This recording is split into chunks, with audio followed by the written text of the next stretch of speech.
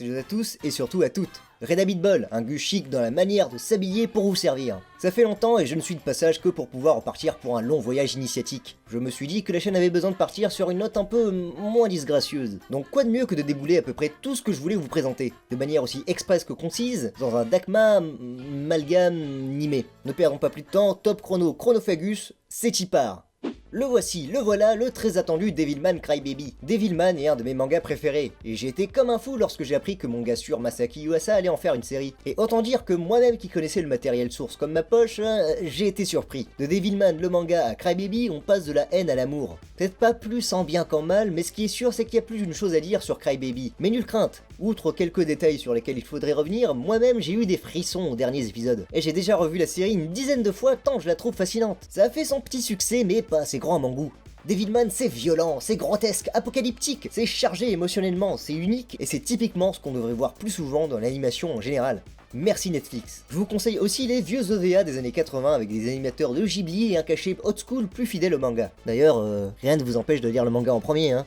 Faites pas vos fines bouches, c'est que 5 volumes, et sans vouloir trop en dire, c'est pas devenu culte pour rien. Allez, un petit effort les gars.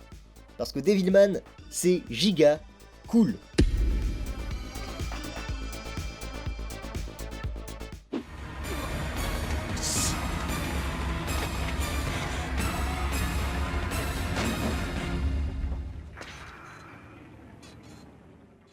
Vous aimez Masamune Shirow, ses fils Svelte, ses technologies, son univers? Vous aimez Terminator, la surpuissance de la machine, l'horreur mécanique? Voici un petit OVA d'action des années 80 qui vous offre un passe-temps plaisant pour les 40 petites minutes qu'il a à vous offrir. Black Magic, c'est vraiment cool. Come with me if you want to live. Come on! Avec Ralph Bakshi, ça passe ou ça casse. Et malgré les critiques que reçoit ce film, il se paye le luxe d'avoir l'étiquette esthétique de Frazetta. Vous savez, l'illustrateur de Conan le Barbare, et Épreuve de Force. Mais si, Épreuve de Force avec Clint Eastwood. Enfin, je m'égare. Soit un artiste important pour ce qui est de l'illustration de l'épique, du fantastique, et des tas de bonnes choses. En gros, la pilule Frazetta ne peut que gagner mon approbation. Et dans Tigra Feu et Glace, on a tout ce qu'il aime illustrer. Des muscles soyants, des orques, des guerriers, des sorciers, et des femmes aux gros seins qui se baladent en bikini au milieu de la forêt. Non, ouais, Tigra Feu et Glace, plutôt cool.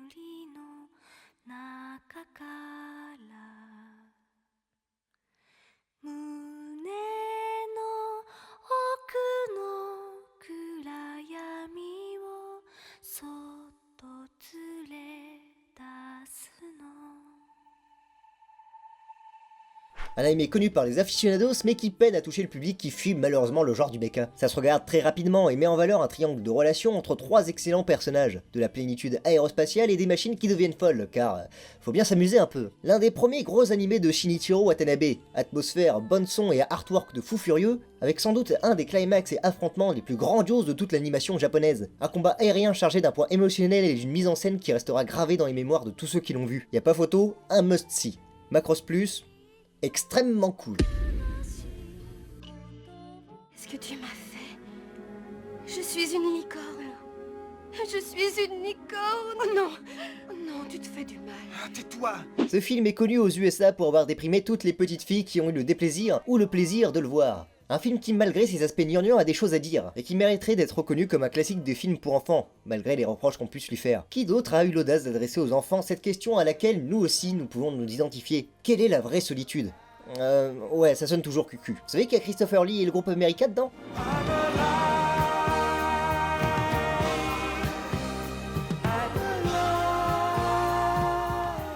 Dernière licorne, vachement cool. Aussi un film que je n'ai pu voir que très récemment, car traduit que très récemment. Énorme surprise d'expressivité et de stylisme pour un petit film d'animation complètement obscur. De ce que je sais, il y a du staff de Urusei Yatsura qui était dessus. Et je pense sur certaines séquences c'est assez évident. Petit Prince et Sorcière, c'est tout mignon et tout public, vous pouvez même le montrer à votre petite nièce. Il est entièrement sur YouTube et je le recommande beaucoup. Kin no Tori, super cool.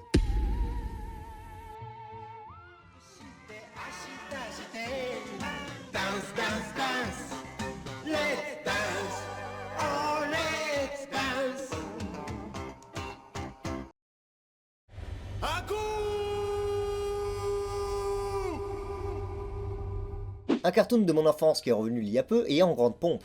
Même si la saison 5 était très en deçà des saisons originales, Samurai Jack est toujours ce qu'il est. Un dessin animé qui se démarque par son style sans outlines, ses épisodes qui se renouvellent à chaque fois et son sens de l'atmosphère qui contraste radicalement des autres cartoons de l'époque qui, avouons-le, étaient plus bruyants qu'il ne le fallait. C'est le cas de le dire, Jack, en avance sur son temps, a toujours vécu dans le turfu.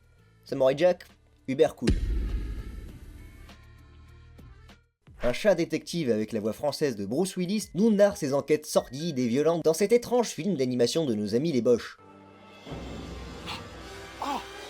Et c'est derrière, dans le jardin, que je découvris mon cadeau de pendaison de crémaillère. Il était étendu par terre, ce frère au pelage noir, les pattes étirées comme s'il eût été endormi, sauf qu'il n'était pas endormi. Sexe et violence, concept de science-fiction, on va pas se le cacher, c'est chalou, c'est chelou. Rien de particulièrement extraordinaire, mais étrange spécimen filmique qui mérite le détour. N'ayez pas regretté d'avoir vu le film qui se regarde tout seul. Si vous avez du temps à tuer, allez checker. Felidae, c'est vraiment cool. Masaaki Yuasa ne nous a pas laissé tranquilles. En un si petit laps de temps, il a sorti 2 films, Devilman, et ils sont tous super. Night Shirt est une sorte de suite spirituelle mais pas vraiment de Tatami Galaxy, un de mes animés préférés. On suit en parallèle une nuit qui s'éternise dans la jeunesse d'une fille optimiste, toute mimi qui se bourre la gueule à donf, et l'enfer interminable d'un garçon qui cherche désespérément à l'aborder proprement durant la soirée. Même si l'histoire est divisée en 4 parties, on se doute que ça se penche sur le passage du temps, la jeunesse, la manière de vivre, suivre le flot de la vie, et tout le tralala. C'est vivant, c'est coloré, c'est hétérogène, c'est bon enfant, en tout cas je l'ai revu plusieurs fois et toujours le sourire aux lèvres. Il est en Blu-ray et DVD chez Halsey Anime, alors qu'attendez-vous? Foncez les amis. Nighty Short, Walk On Girl, extrêmement cool. Traîtresse.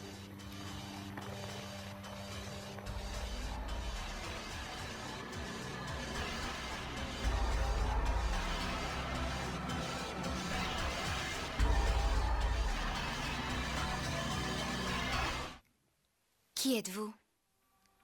Et oui, malgré tout l'amour que j'ai pour Satoshi Kon, je n'ai jamais eu l'occasion de parler d'une de ses pièces majeures, Perfect Blue. Perfect Blue doit être un des films, voire le film d'animation le plus horrifique qui me vient à l'esprit. Cher à ses thèmes, on tacle la perception de la réalité, les masques de la personnalité et les rôles qu'on joue. Extrêmement dérangeant et d'une mise en scène d'orfèvre, ce giallo animé est un incontournable absolu et je ne le dirai jamais assez.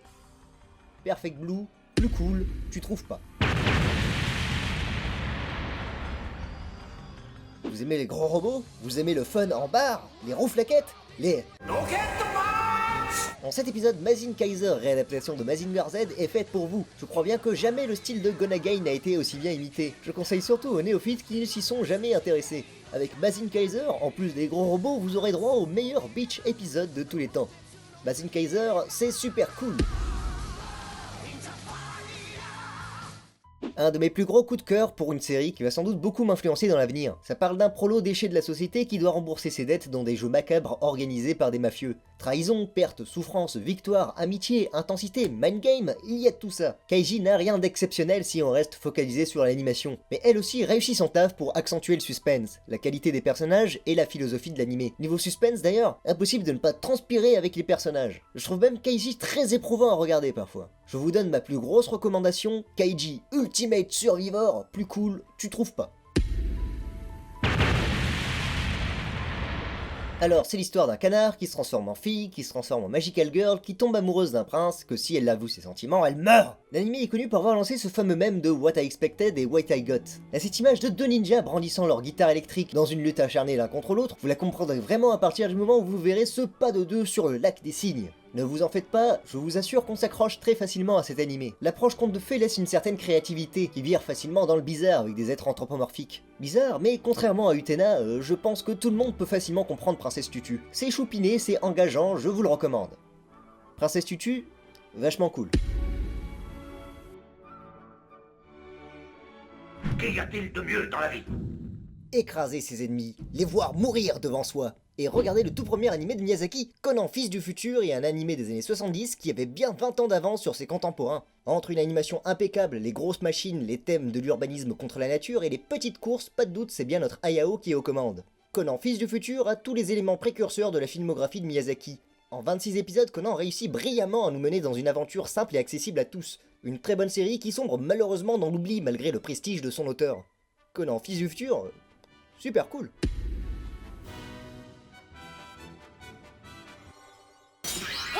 地に花人に愛を愛の戦士キューティーサニーさん。 On n'arrête ni la gainaxerie, ni la gonagaïerie de sitôt. Rikyuchi-Oni, c'est des couleurs pop, de la violence, de la vengeance, et des filles toutes nues sous la bénédiction de Monsieur Godzilla. Ou Monsieur Évangélion, c'était bien Évangélion. Vous allez voir, c'est complètement foufou, ça fait bim, ça fait bam, boum, ça pète de partout, et il y a des payapa, papayapa.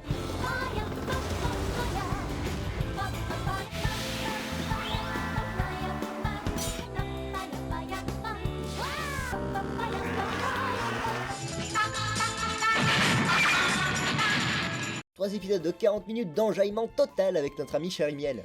Avec sans doute un des meilleurs premiers épisodes, au point même où le reste fait pas le figure. On y notera, la facette Yuri d'Okyuchi-Uni a vraiment pris son ampleur avec cette itération, si cela vous intéresse. Vous pouvez y aller les yeux grands ouverts, car c'est un spectacle que vous ne pouvez pas découvrir deux fois. Rikyuchi-Uni, c'est hyper cool. Je triche un peu, je parle d'un réal en particulier qui a quasiment fait un sans faute dans sa carrière. Vous le connaissez pour Cobra, Lady Oscar et Rémi sans famille, mais j'aimerais qu'on se penche davantage sur lui, qu'on revienne sur ce qu'il a fait, et qu'on découvre même de nouveaux animés où il sublime le drame. Eswonerae, ou Je sais tes matchs, est un shoujo manga de sport extrêmement influent. Ici je vous recommande le film de 1979. 私のパートナーである以上、そんなことでは絶対許せない。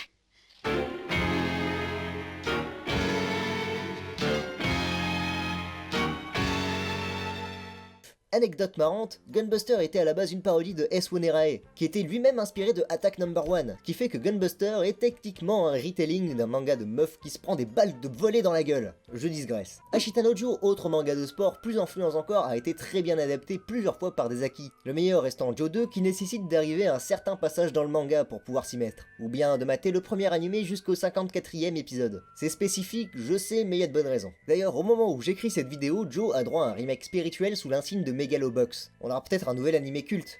Inch'Allah. Et enfin, je vous dirige aussi sur ces adaptations de Blackjack et Golgo 13, ou ces serious business de la sombritude. Pour ceux qui se le demandent, mon préféré de lui, ça reste Rémi sans famille. Mettons le cap sur l'île de la fête. Et pourquoi? C'est simple, parce qu'on est des pirates. Comme toute personne de bon goût, je suis fan de One Piece. Et savez-vous, Mamoru Hosoda en a fait un film hors série. Mieux encore que l'animé, Hosoda a saisi les thématiques fortes du manga, celles des camarades, de la famille, des nakama, et y a ajouté une tournure assez unique. Je vous invite à regarder la vidéo de Jiros sur le sujet une fois que vous aurez fini le film. Le baron Matsuri, uber cool. Je dois l'admettre, Gundam et moi, ça va pas toujours ensemble. Je n'aime pas ce que fait Tomino en général, et c'est pour ça que j'insiste et implore ceux qui, comme moi, ne sont pas super fans de Gundam de regarder Gundam The Origin. Cette fois, Yas prend les commandes et c'est du grandiose. On entre directement dans le lore, les personnages sont marquants, il s'agit peut-être de la meilleure itération de Gundam avec War in the Pocket. On y retrace l'histoire du point de vue d'un antagoniste majeur de la série, Char Aznable, qui plante les germes de sa vengeance en grimpant les échelons militaires. The Origin est une très bonne porte d'entrée vu que c'est une préquelle qui réintroduit l'univers et les personnages aux nouveaux venus. En rang les amis, et Zig Zéon, Gandamu The Origin. Super cool.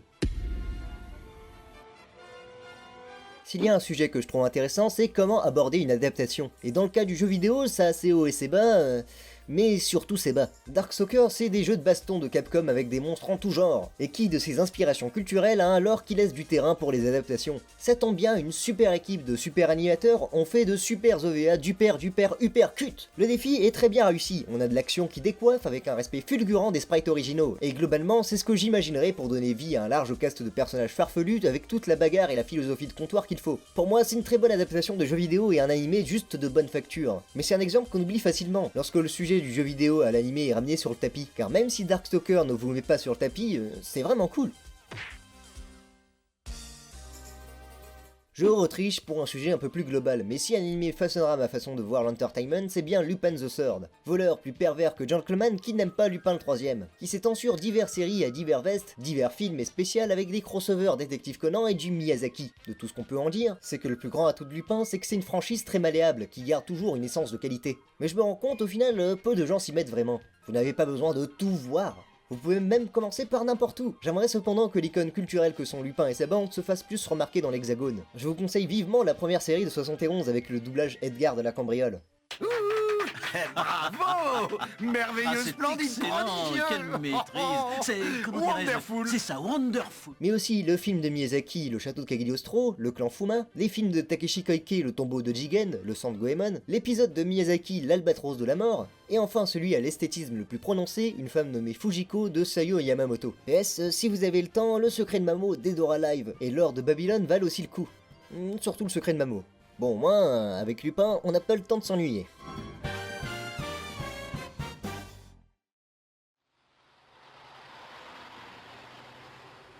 American Dream.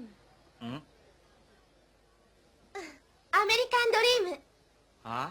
Passons à quelque chose de moins intimidant, vu qu'il vous faut un peu plus d'une demi-heure pour finir California Crisis. Humeur d'été, musique funky et couleur pop, c'est un OVA bien sympa dispo sur YouTube en qualité médiocre mais toujours agréable. C'est une version blonde de Yang Wenli qui fait un road trip aux US pour trouver un endroit mystique dans le désert tout en se faisant poursuivre par la CIA. California Crisis, rouler moteur, c'est plutôt cool.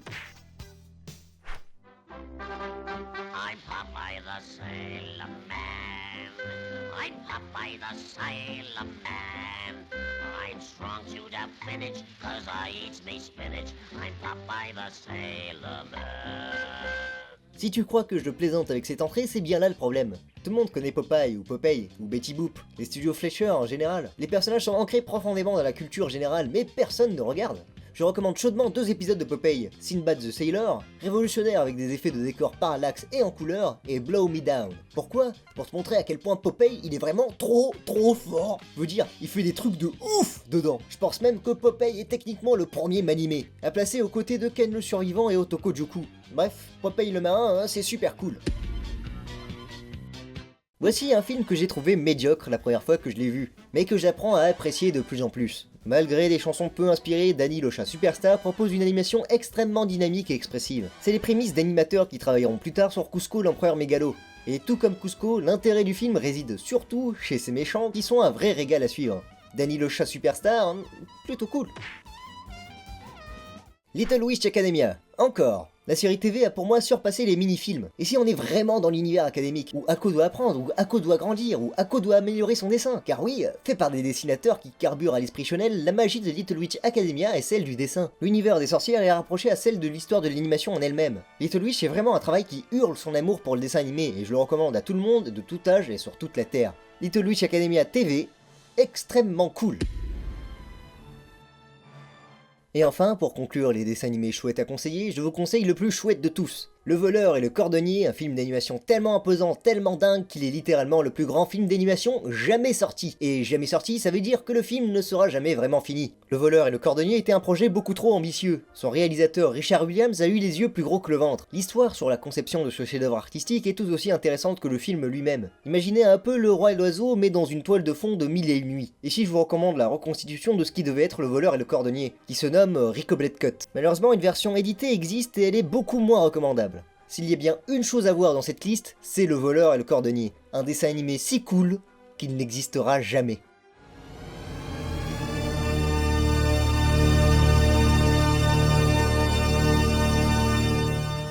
Bon bah tout ça c'était bien chouette. J'aurais aimé exprimer d'une meilleure manière pourquoi les animations que je vous ai conseillées m'ont marqué. Mais je n'ai plus les mots, plus le temps et surtout plus la motivation. J'ai décidé de me lancer corps et âme dans le dessin et les études, donc je ne pense pas revenir sans avoir un projet sous la main. Merci de m'avoir suivi jusque là, j'espère sincèrement que vous partagerez mon appréciation des découvertes que j'ai pu faire, et je vous souhaite à tous et surtout à toutes de très bons visionnages.